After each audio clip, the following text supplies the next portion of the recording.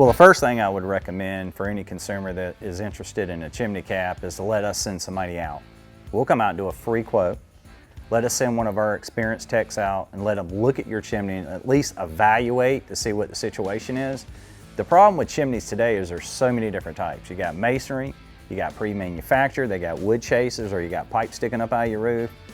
You got isocurn, modular type chimneys. So there's different types. So the first thing we got to do is identify what do you have. If it's a pre-manufactured chimney, then you have chase covers. If you have a chase cover, and let's say it's rusty and this and that, and we're looking at what's the best option to replace it with, we're going to look at the veneer of that wood chase. You know, is it stucco? Is it siding? Is it brick? Does it need a drip edge? Does it have corbelling around the brick, around the top or whatever?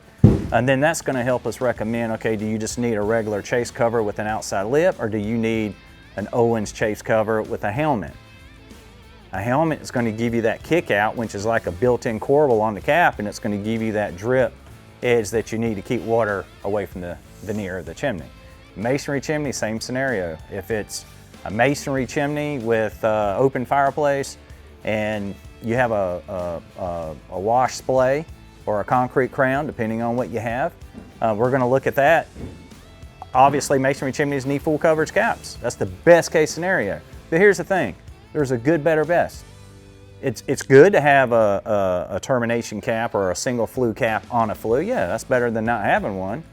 Then the next step would be a multi-flue top mount cap. But then the best is going to be a full coverage outside mount.